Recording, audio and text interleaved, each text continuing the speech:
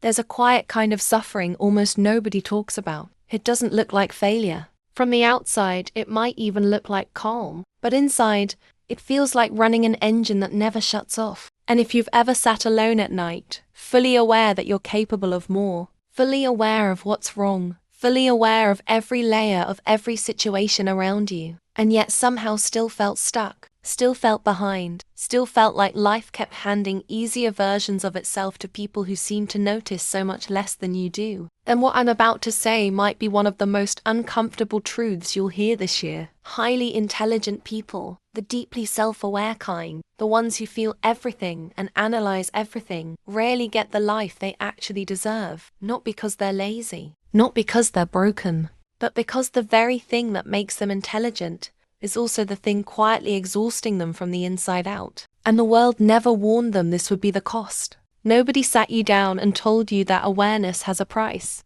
They only ever told you it was a gift. It's the person who wins the argument, the one with the fast answers, the one who looks confident in every room. We were taught that smart people rise to the top naturally, that life rewards the sharpest mind. But that's not what real intelligence looks like at all. Real intelligence is often quiet. It's the person sitting slightly outside the conversation, watching, processing, noticing the things everyone else missed. And here's the part that stings. The people who think the least often move through life the fastest. They make a decision and don't look back. They say something and don't replay it for the next 6 hours. They feel an emotion and simply move on, instead of dissecting it like it's evidence in a trial. Simplicity is light. It moves quickly. But deep awareness is heavy. It carries everything. And when you carry everything, you move slower, even when you're capable of so much more. That's the first cruel irony. The mind that sees the most is often the mind that struggles the most to just live. The world calls that a paradox. The people living it just call it Tuesday. You walk into a room and you don't just see people. You see the tension between two of them that nobody acknowledges. You hear the slight change in someone's voice, and you know something is wrong before they say a word.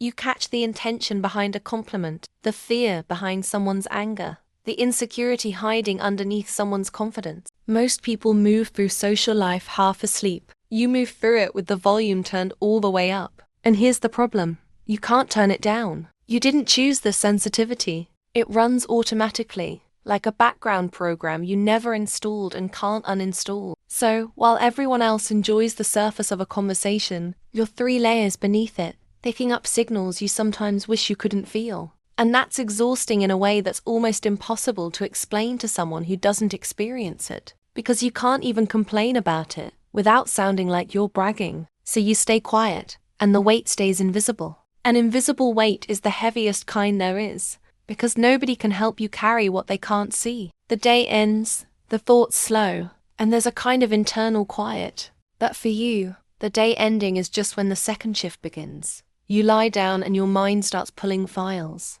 That conversation from earlier, what did they really mean? That thing you said 3 years ago, why did you say it like that? That decision you're facing, here are 47 possible outcomes. Let's examine each one. People assume overthinking is a choice. It isn't. It's a mind that's simply too active to rest. A mind that treats every unanswered question like an open wound it has to keep touching. And the cruelest part is that this same restless mind is what makes you perceptive, what makes you creative, what makes you capable of understanding things deeply. You can't keep the gift and return the exhaustion. They come as one package. And that's the part nobody tells you. People like this rarely get to fully shut their own minds off. You don't get to choose silence. You have to build it, defend it, fight for small pockets of it. And even then, the noise leaks back in the second you stop holding the door closed. If you've made it this far and you've felt even one of these things land in your chest, do me a small favor and leave a comment below with the word "this," just so I know how many of you are actually out there. And if this is resonating, tap the like button, because it genuinely helps this reach the people who need to hear it most. Now let's keep going, because the next part is heavier. Not the loneliness of being physically alone. You might actually be fine with that. Some of you have found genuine peace in solitude, in a quiet evening, in a long walk with no phone, in your own thoughts as company. No, the loneliness I'm talking about is different. It's intellectual loneliness. It's emotional loneliness. It's the experience of having a deep conversation with someone and watching their eyes glaze over the moment you go past the surface. It's wanting to talk about why you exist, why people hurt each other, why you feel the way you feel, and realizing most people just don't want to go there. They're not wrong for that. The surface is comfortable, but you can't live there. So you start editing yourself. You give people the smaller version of you, the easier version, the version that fits. You learn to shrink the conversation down to something the room can hold. And slowly you realize something painful. You can be surrounded by people and still feel completely unmet. Not unloved, unmet. Like nobody has ever actually seen the full shape of who you are. Only the trimmed down outline you let them see. And that does something to a person over time.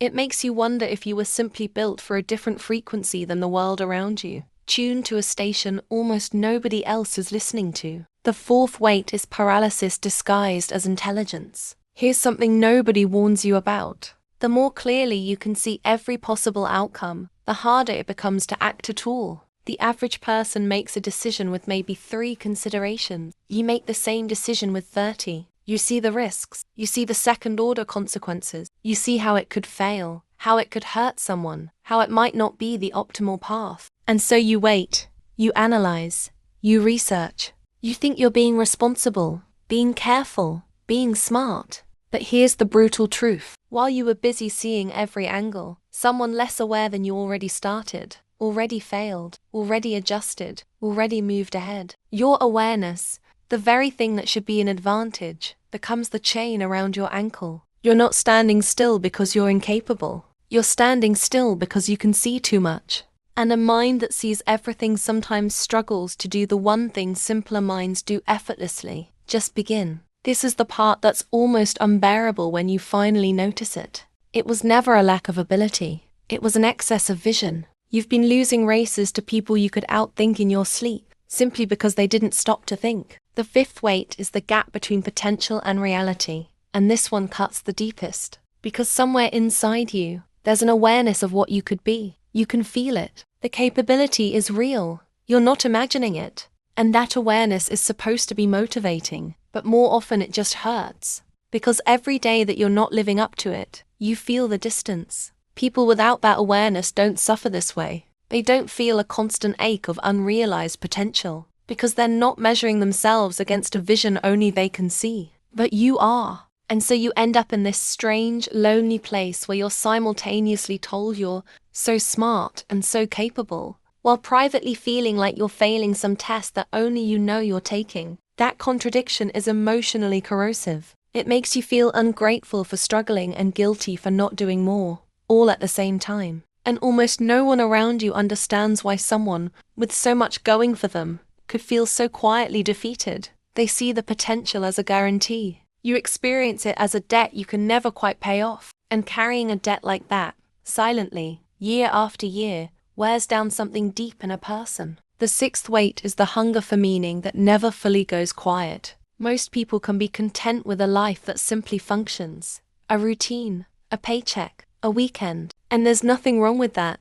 Honestly, there's a kind of peace in it that you sometimes envy. But your mind won't let you stay there. It keeps asking the question underneath the question. Is this it? Does this matter? What is any of this actually for? You can have a perfectly fine life and still feel a low, constant hum of dissatisfaction. Not because you're spoiled, but because a deep mind needs meaning the way the body needs air. Without it, everything feels slightly hollow, slightly grey, slightly like you're going through motions designed for someone else. And you can't explain that to most people without sounding ungrateful. So you carry that hunger quietly too, another invisible weight stacked on all the others. The kind of tired that comes from a mind that's been processing, analyzing, feeling, perceiving, and self-monitoring every single day for years without a real break. You've been the strong one, the deep one, the one who understands everyone else, the one who holds the emotional weight in every room. And nobody ever asks who holds yours, because you look fine, you function, you show up. So the assumption is that you're okay. But functioning and being okay are not the same thing. And the people who are best at hiding their exhaustion are usually the ones carrying the most of it. You became so good at being the strong one that you forgot to leave yourself away to be anything else. And I need you to hear this part slowly, because this is where everything changes. No, there is nothing wrong with you. The problem was never your mind. The problem is the mismatch. You have been trying to live a deep life in a world that mostly rewards the surface. You've been trying to move at the speed of reflection in a world that rewards speed without thought. You've been trying to find meaning in spaces that were built for convenience. Of course it feels like you're losing. You've been playing a game whose rules were never written for a mind like yours. That's not failure, that's friction. And friction is not the same thing as defeat. Friction is just what it feels like when something real is being built against resistance. The simpler path peaks early and often plateaus because it never builds the depth to go further. But the deep, self-aware, heavily perceptive mind tends to bloom late because it spends years building something underneath the surface that the world can't see yet. All that thinking, all that analyzing, all that emotional processing, it isn't wasted. It's foundation. It's the slow, invisible construction of a person who, when they finally align their depth with the direction, becomes almost impossible to stop. Intelligence without direction becomes suffering, yes. That's the trap so many of you are living in right now. The engine is enormous, and it's running at full power, but it's pointed at nothing, so all that force just turns into heat and exhaustion. But intelligence with direction becomes transformation. The exhaustion you feel is not proof that your mind is broken. It's proof that your mind has been running without a destination. And the moment you give that powerful, restless, perceptive engine somewhere meaningful to go, everything that felt like a curse slowly starts to reveal itself as the rarest kind of gift. The very people you've quietly envied, the ones who seem lighter, faster, less burdened, who move through life without replaying every conversation, they're not actually living an easier version of your life. They're living a different life entirely. You were never failing at their path. You were just never on it. Comparing your inner experience to theirs is like a deep-sea creature wondering why it can't sunbathe. The depth was never the flaw. The comparison was. And the moment you stop measuring a deep life by shallow standards, a strange thing happens.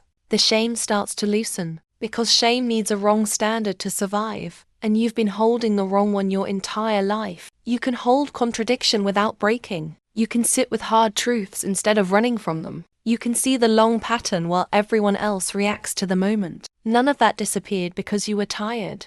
It was there the whole time, just buried under a life that never gave it anywhere to point. The day you stop apologizing for the depth and start using it on purpose is the day the exhaustion slowly begins to turn into something else entirely. Not because the mind changed, because it finally got aimed. You were meant to go down into the places most people are afraid to look and come back with something real. The life you deserve isn't gone. It was just never going to arrive on the simple timeline. It arrives later and quieter and far more meaningful for the ones who survive the wait long enough to finally use it. The years that felt wasted were never wasted.